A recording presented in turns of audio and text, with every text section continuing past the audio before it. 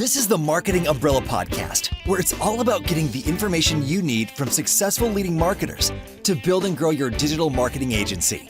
Brought to you by Itamar Shafir, founder and CEO of Umbrella, the technology platform and brand that is powering thousands of marketing agencies around the country. Find him at umbrellaus.com. Now, here's your host, Kevin Pruitt. This is the Marketing Umbrella Podcast. My name is Kevin Pruitt. It is my honor to host this podcast. We have another great guest for you today. He's a strategist, writer, and advisor to CEOs and founders. His goal is to increase strategic understanding and expertise, something he thinks is not just widely misunderstood, but often completely overlooked. In stark contrast to the jargon and abstract declarations that have come to pass for strategy in much of the modern world, Alex offers sharp, succinct, and actionable strategic insights that will make you see your business in a totally new light. His weekly newsletter, The Hidden Path, and regular LinkedIn posts make him a must-follow for any CEO or founder looking to grow their strategic expertise. Please join me in welcoming Alex M.H. Smith to the Marketing Umbrella Podcast. Alex, thanks again for joining us. Absolute pleasure. Well done with that intro. I was listening to it. I was like, oh, I should use this. It is such an awkward moment as you're sitting there and, somebody's reading. It's like there's this famous clip that has like Phil Mickelson and Tiger Woods coming up to a tee to open the tournament. And, they always announce the name and kind of their accolades. And Phil Mickelson's getting ready to tee off, and they start reading Tiger Woods, wins, and they get about halfway through, and Mickelson says, all right, stop." And it's this great moment between two legends. But yeah, it is always an awkward pause time. But man, it is a short paragraph of a life lived. So round it out a little bit. What are some other things that you think would be pertinent to kind of build a good foundation for our audience as we begin our chat today? That's a good way of asking it. I mean, look, I am now this strategy influencer, I guess you could say, with the book and the social media and everything. But it's funny because I'd almost go so far as to say of any person on the planet who makes their living in the strategy field or something adjacent to it, I probably know less than any of them. I mean, that's kind of like my USP because I never worked for a company that did strategy. I never did a course or an MBA or anything like that. I only realized this about a year ago, but when I started my so-called strategic consultancy, and it never occurred to me at the time, it's only now that with hindsight I can see this, I'd never even read a book about it. So it was all very much just a made up version of what I thought strategy was. And, but because strategy is this, nobody invents this concept, right? Nobody invents what good strategy is for a business. It's more like a sort of law of nature, right? You can observe it. Yep. Anybody can observe it.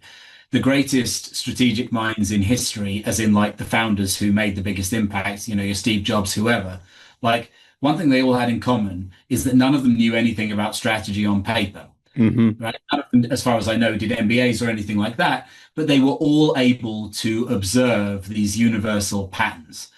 And so I guess, in a sense, for me, I turned out to more sort of like by luck than judgment, and also managed to observe these patterns. But when I was observing them back in my early career, I thought that I was discovering something completely new. I thought I was developing this whole new field of business theory, and I was very, very pleased with myself. And then when somebody said to me, oh, well, this is a bit like blue ocean strategy or something. What is blue ocean strategy? I literally never even heard of like the biggest book in the field. When I read it, I was just like devastated because I was like, everyone's going to think I'm just ripping off this book. And then slowly but surely I realized, it turns out that there are a lot of people out there, because I'd just never been exposed to them because I was coming from like a sort of promotional marketing background, like a world where there was no strategy, very below the line, sort of product sampling, stuff like that. And just because nobody I ever met knew anything about strategy, that doesn't mean that there aren't people out there who do.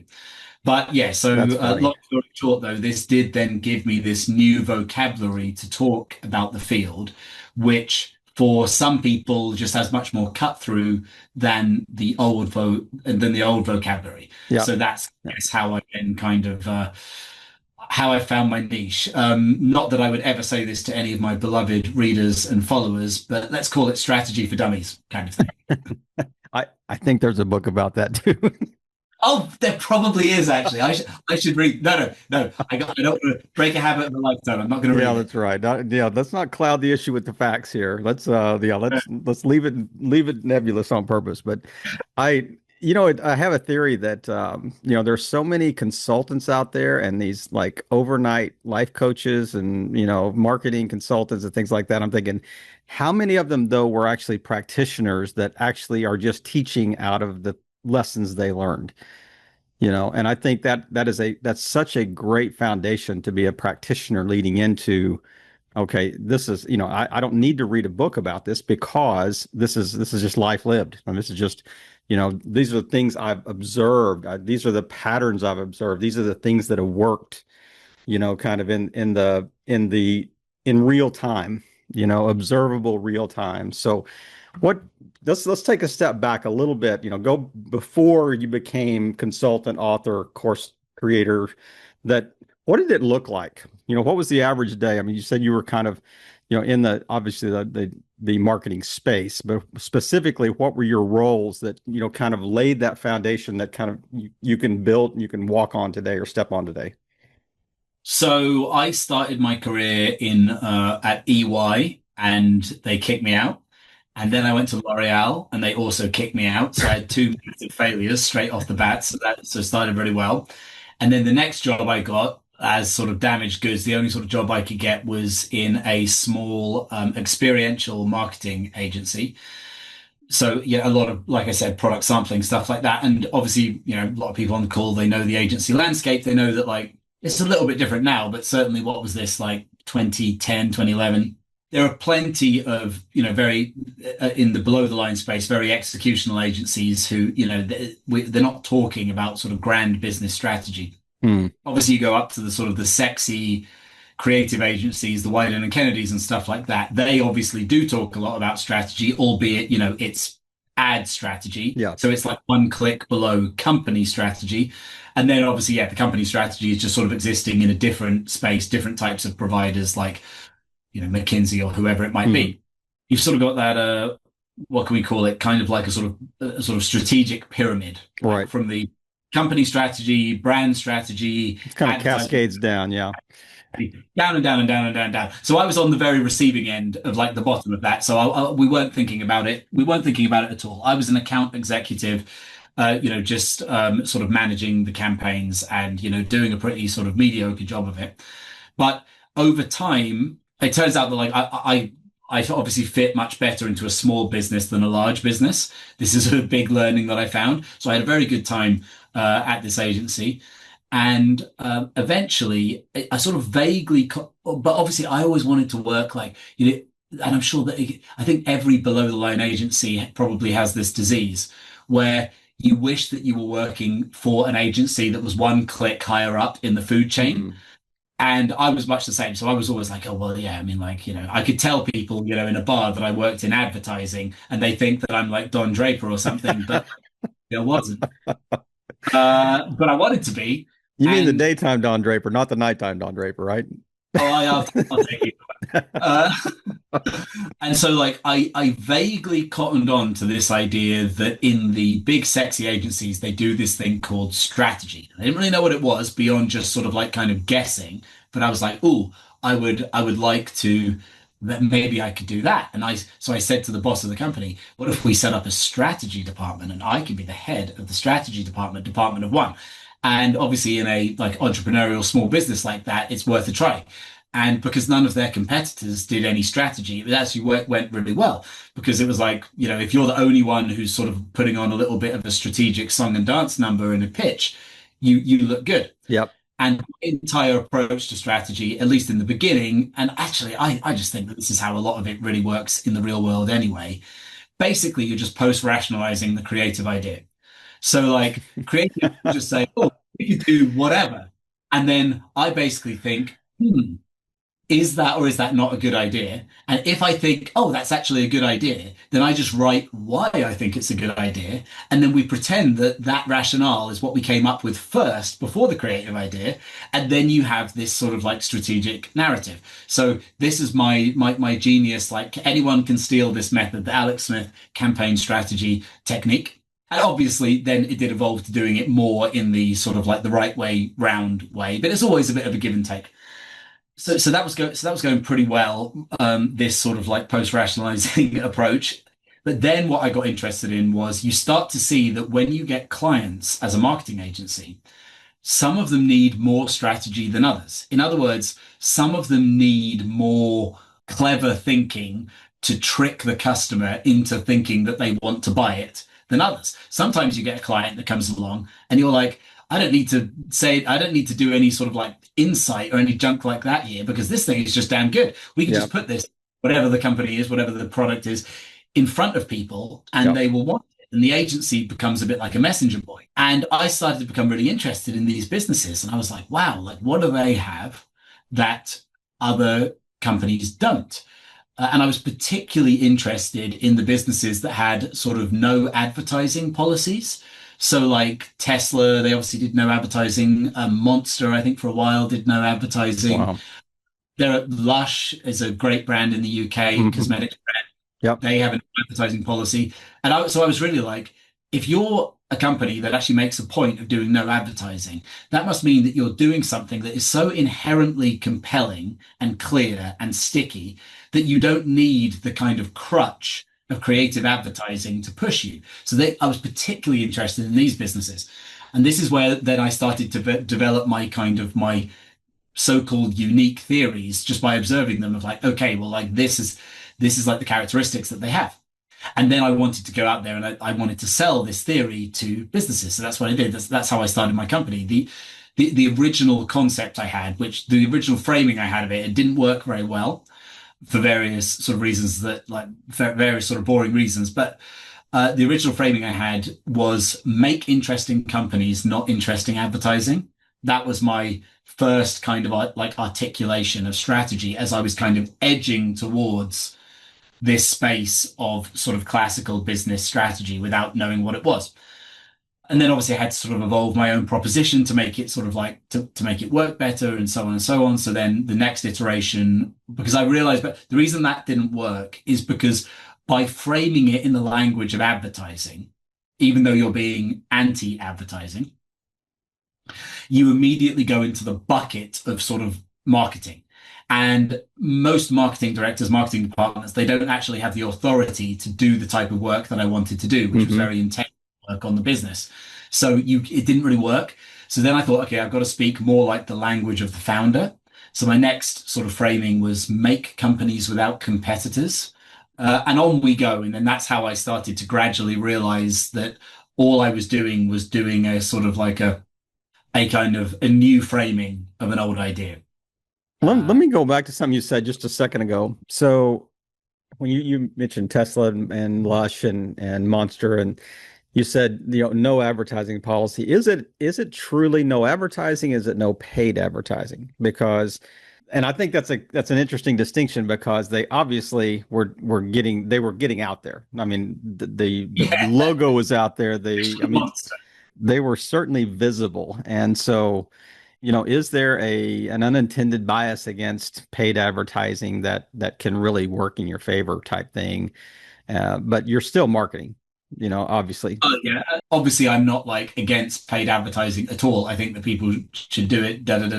I do think it's a very good exercise or thought experiment to basically say, is our business incredibly clear and compelling and exciting when observed directly by a customer without being intermediated by creative messaging. Let's put it that way. Yeah. So what I do think, like Tesla is a good example because Tesla actually had no creative messaging there's no like tagline or anything. So like Tesla was always a business that was like inherently newsworthy and interesting without any intermediation by creative comms, let's call it. Monster, it's more murky. Lush, I also think is more towards is more towards Tesla because, so they're a cosmetics brand, but like they stand for something incredibly clear and they Yep. execute in an Yep. incredibly charismatic way. And nobody confuses Lush for, I don't know, Clinique or someone like Oh, that. no doubt. I mean, their shops are so unique. I mean, Yeah, you walk in and they're it's unmistakable, that what you're walking into. exactly. Yeah. So I think that like that doesn't mean that Lush shouldn't now go out and do a $50 million advertising campaign. I think actually they probably should. But it's awesome that they've created something that can do well without it. Yeah. Uh, Yeah. and I think everybody categorically should be pretending that they're going to do no paid advertising, whether or not they actually do in the end. Does it depend on the product or the Oh, service you provide? Like, I mean, I want to start Ziploc bags, I want to start selling Ziploc bags. That's kind of hard to differentiate from Ziploc itself, So I would guess it would be somewhat product service dependent. It's easy of a unique cosmetic brand or an electric car company or an energy drink that really doesn't have any peers, in this space or big peers in the space. I mean, but how do you do that with a smaller company that doesn't have that footprint, that doesn't have yeah. I mean, the I mean, uniqueness? I guess then we get into sort of like the specifics of marketing, but it goes, yeah, every business needs to have a top of funnel. Hmm. That's like unavoidable. And if you're a retail business, for example, a big part of your top of funnel can literally just be people walking past your stores, as it is for Lush. Yep. So like if you're most B2B businesses, they obviously they have if they're not going out there and like sort of shouting and doing more classical forms of marketing, then it doesn't matter how great the strategy is and how great the business is, like that just no one's going to see it, so it's not going to work. So yeah, those businesses, I think they basically were fortunate to and even like Monster do loads of awesome stuff with events and stuff like that. But cans of Monster are still on the shelves in grocery stores Hmm. and they look crazy, Yeah. or they particularly at the time. So again, like it is, I completely take your point that there is a bit of it's an unfair comparison because fundamentally all of these businesses do have top of funnels, and just because they're top of funnels don't happen to be billboard advertising. Like, what do you do if you're a business that doesn't just like find its way in people's eye line naturally on a Hmm. day-to-day basis? You've got to put yourself in people's eye line, don't you? So yes, nobody ever challenged me on this back in the day when I was like making this argument. So this is actually the first challenge I've ever had on this. But fortunately, I don't build my current thesis around this idea. But it was the zenith Yeah. of all this stuff. Hey, I'd love to take credit for being the first, but I meant that as a question, not a challenge. So but hey, however it landed, No, no, that no, it was good because yeah. I never thought about it. Yeah, I would challenge you on the Lush. It's not just walking in front of the store. I mean, it's like a city block in any direction around a Lush because they're pumping out these scents, and there's a Lush in the area when you're walking by, so or walking close. So it's funny. It's like a barbecue restaurant in the States. There's Yeah, that smoke billowing out the top. It's I bought a Lush product via the mail the other day, and they had a sort of like a bit of printing on the packaging or whatever that said something like I don't know how old they are, like 30 years of smelling us before you see us. that is so true. That is so true. I love it. Yeah, I appreciate you kind of walking kind of that historic journey up to, kind of where we are today. But looking at your website, there's something that really caught my eye. And, I've looked at hundreds and hundreds of marketing websites and, in this space. And the unique thing I think about that I saw right off the bat, just right there, right in your face, were three words: focus, bravery, and passion. I mean, I was thinking like Braveheart movie, reading that and, not marketing. And why those three words? Those are unique words. I mean, you've seen them kind of, used sparingly kind of in the marketing space, but I'm thinking that's a unique, trilogy of words here. I'm just curious why you chose those three. That's funny because actually that when I wrote that, I don't think I gave it much thought at all. I think it was just what I felt like writing on that given day. I don't lean very much on those words. But to answer your question, so the big thing with strategy, when you're selling pure play strategy, so obviously like, any like marketing agency for sake of argument, has a sort of strategic function, but it's framed within marketing. The world of like pure strategy without the qualifier of marketing. So business strategy, I guess would be what we call it, which would essentially be that sort of like one click up the funnel from that. Is the issue with it is that nobody's shopping for it. And most businesses do not engage with this. Like every single business on the planet, like to use the marketing example, thinks about marketing and thinks we had better do some marketing. And then a whole industry springs up to service that initial we better do some marketing thought. With strategy, that doesn't happen because most businesses do not think we better do some strategy. That there's a sort of hole in their head where this should be because I know it sounds weird, but like they don't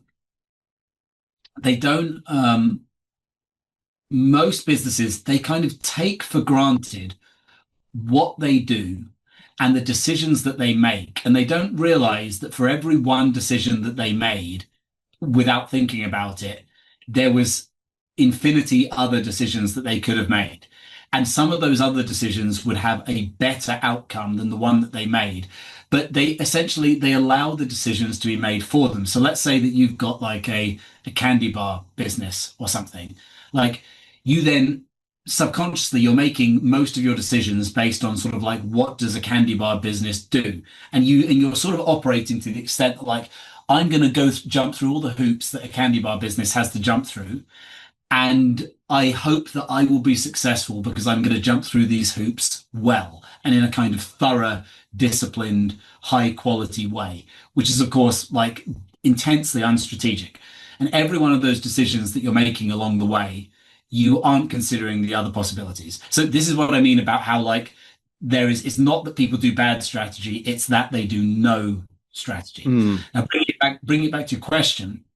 What I then have to spend a lot of my time doing is essentially talking about strategy without using the word strategy and trying to get people to engage with the discipline of actually making these differentiated choices, but without actually having to sort of enter it through the language of strategy. So if we just take like focus, bravery, and passion was one example of many of me doing that. So I think that most businesses can understand you need the idea of like you need focus. So that's like a big part of strategy. Sure. It's like we choose to do X thing, not Y thing. And I know that most businesses lack focus, and they more readily understand that they lack focus than that they lack strategy. They don't understand that they lack strategy. Yep. They lack strokers. Strokers? Strokers. That's a new word. Yeah, it is. That's a good one. New tagline for basic arts. Strokers. We provide strokers. If they lack focus, they probably know. And then bravery is essentially a way of getting at that idea that you could be doing something different.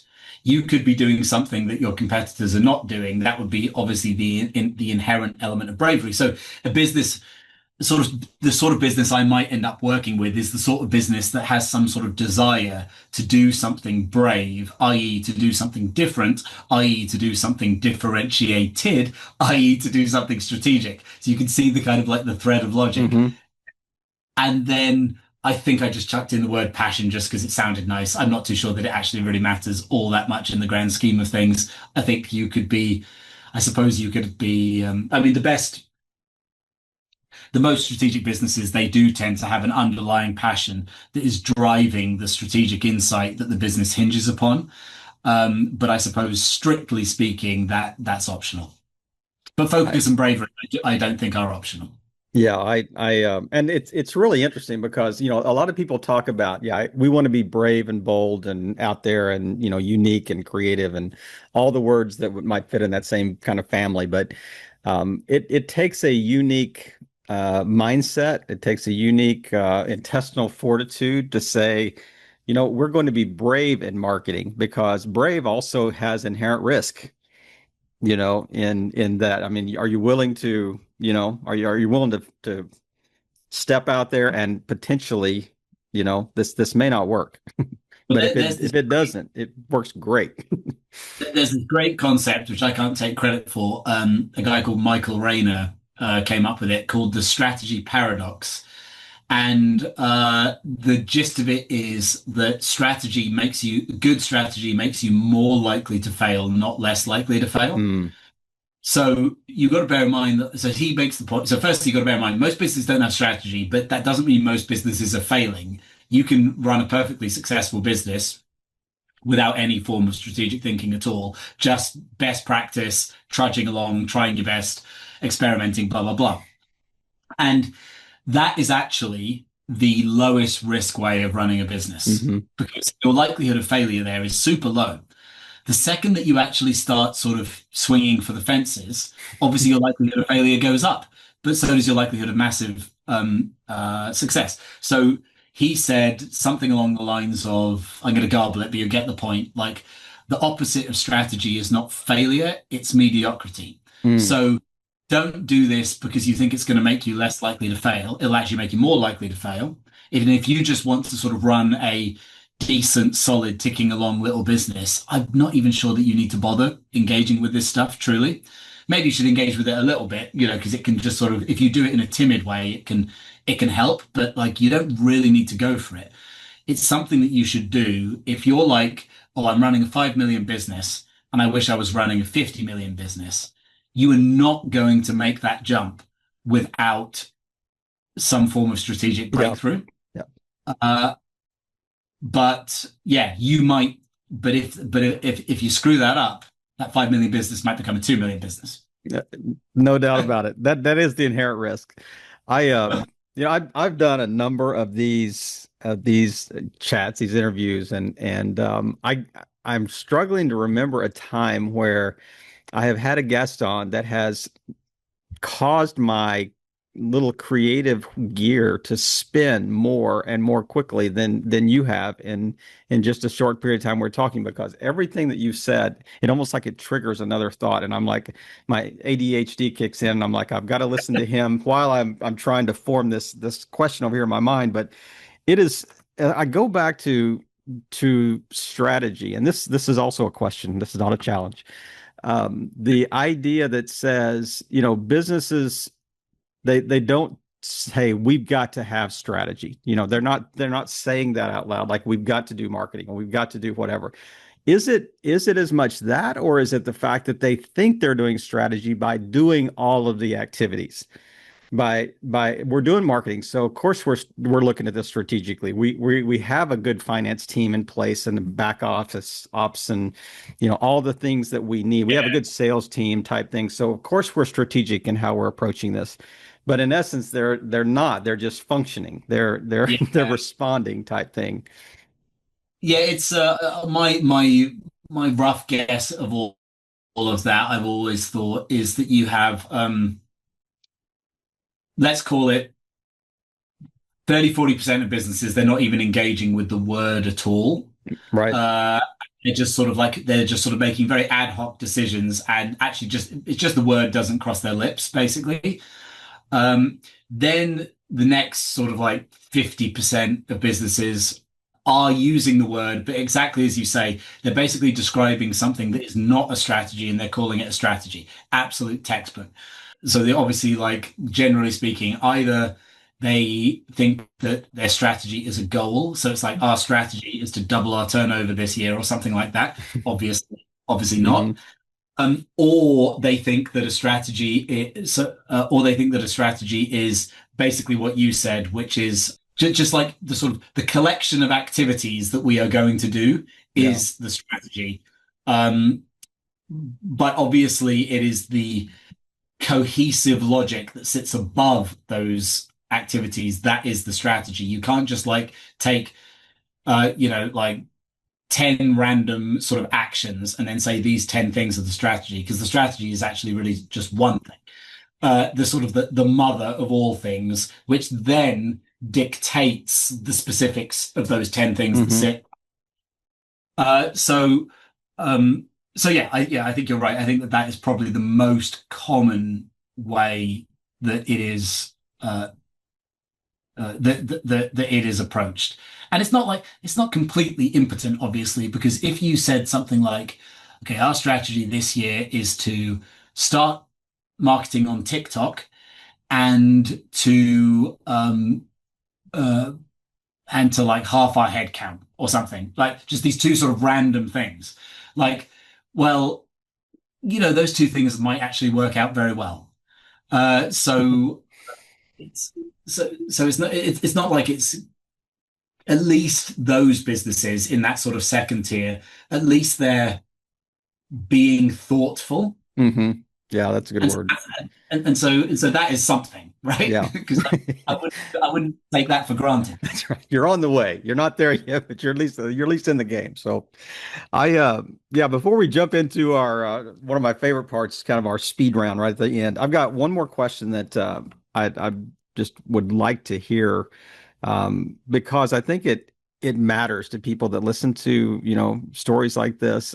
Is there such a thing as a typical day at Basic Arts? Wow, I've never been asked that. Um, Or if so, what does it look like? I actually organize my week, well, normally, if I'm not in chaos, by different activities on different days. So, Like time blocking. yeah, time blocking, yeah. So like Monday, I can't remember off the top of my head which day was which, but I do probably 1.5 days a week of pure content creation, just writing and stuff like that. Then I probably do um, another. I've got to make the maths add up. Another 1.5 days of sort of product development. So working on my kind of like my sort of strategy shortcut system product and things like that, or like my funnels and Hmm. automations and all these kind of things. Then maybe like another day or so on pure sales related activities, Hmm. improve the sales conversions, and then probably like one day on actually helping clients. This is the Hmm. big insight on all of this, is that uh, yeah, I think this applies to every business. Like, you need to be a well-functioning business, in my opinion, in any field, is not expending its resources on servicing its clients, because that side of what you do, that's the routine bit. Hmm. That's, Yeah. even if you're like a car manufacturer, you have a factory that essentially is just churning out cars in a pretty sort of like low energy kind of way. And the people running that business are not worrying all day about how do we make the cars. Like, you could Hmm. argue that's the core function of what they do, but from an energy and attention point of view, it's actually very, very low. And so I think this is exactly the same for everything. I think an advertising agency, the energy that they're and attention they're giving to uh, making ads for their clients should be like near the bottom of their activities. And I think everyone gets this wrong, because I think people intuitively do it the other way around. Yep. They're like, I'm going to spend 4 days a week doing advertising, and I'm going to cram all of my admin and marketing and everything else into Friday. And that doesn't work. Hmm.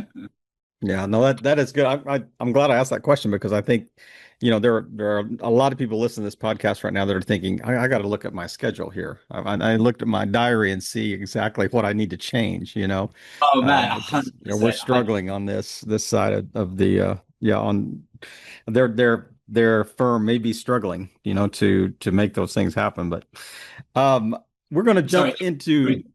just to briefly wrap that up, just so Yeah. it doesn't sound like something stupid said from me, there's the famous quote from Peter Drucker, which is like the core functions of any business are marketing and innovation. Everything else is just costs. Mm. So like that's the fundamental thing. And what I think that like most businesses spend almost zero time in their Hmm. or resources on marketing and innovation. And I'm like, but according to him, and I completely agree, this is actually the only thing that the businesses should be doing, and everything else are necessary evils. And in an ideal world, you wouldn't be doing them at all. Mm. So that's kind of like what I take to heart. And in the world of AI, we may not be doing it much longer. So it's interesting.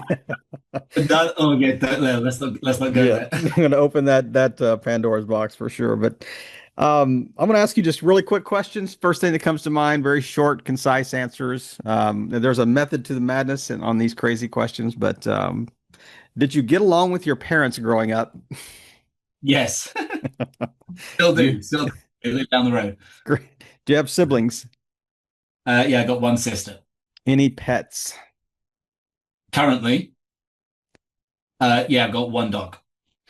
What time do you wake up on a typical business day? Uh, Unless the baby rudely awakes me, 6:15. And go to bed approximately what time on a typical day? Uh, 10. Ideal vacation spot anywhere in the world, money not an object. Kauai. Oh, that is such a great answer. That's such a great answer. All I right. don't have to. How does faith affect how you do business? I think it does it quite a lot, but I don't think I could do a speed round answer to that question. The only thing that I'll say, because I'll just give you the first thing that springs to mind, is that it puts it in perspective. It's a great answer.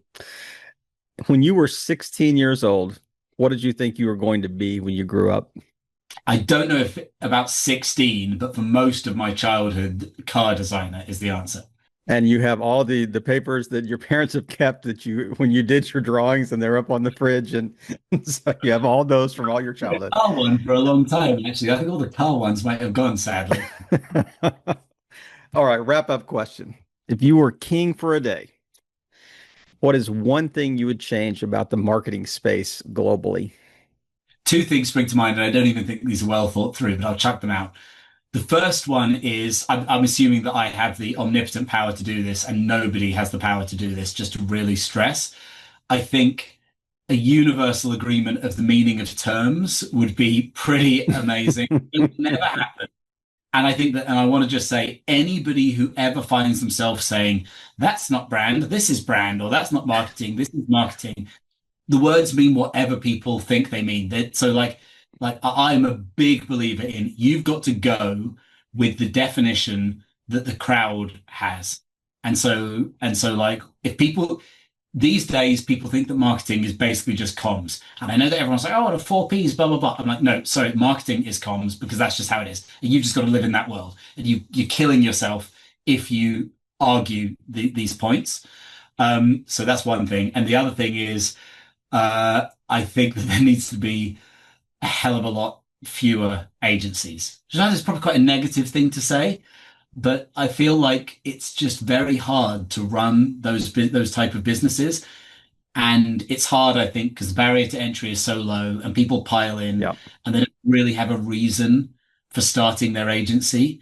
They're just, it's, they're kind of, they just want a piece of the pie for themselves. Very, very hard to run a business like Yeah. that. Um, A so lot of yeah, noise. Yeah. there could probably stand to be what 90% fewer. Mm. Uh, and all those talented people who are struggling, really struggling, like making their agencies work. I do think I've thought this for myself at various points. Like uh, you could have an amazing job where you earn more money and have less stress and even have more time freedom. Uh, And yeah, I don't know. And I guess it's the ego stopping you from doing that. And I'm talking to myself here. I'm just to be clear, I'm not judging because yeah, that's exactly how I would feel.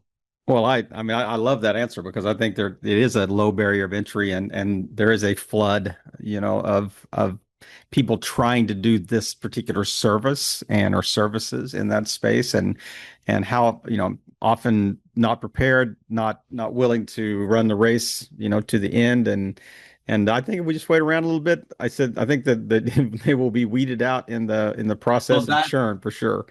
I mean, that is definitely, well, yeah, the churn was always happening. And now obviously AI is going to kind of like put paid to a lot of the more sort of like functional parts of it. And that will accelerate, I would imagine that will accelerate the in-housing of a lot of marketing. Um, so, so yeah, I mean, I'm not an expert on the marketing agency, industry. That's just my sort of off the cuff, uh, take. Alex, this truly been a pleasure to chat. This has been a very enjoyable conversation from this side of the mic Oh, anyway, and love the just the thoughtfulness that you put into your answers, and just kind of laying the a good foundation for the story, and I mean, I think just if I was listening to this, that this would be a very enjoyable chat, just to hear the thoughts that you've had, and kind of the reasoning behind those, and I just appreciate you taking the time in your busy schedule, as your brethren may say, but just thanks again for just really helping us, trying to provide value in the marketing space, trying to help marketing agencies grow and scale their business. And I really appreciate your time. So thanks again and have a great weekend. absolute pleasure. Thank you. Thank you for tuning in to another great episode of the Marketing Umbrella Podcast, where we provide the information you need from successful leading marketers to build and grow your digital marketing agency. To learn more, go to umbrellaus.com.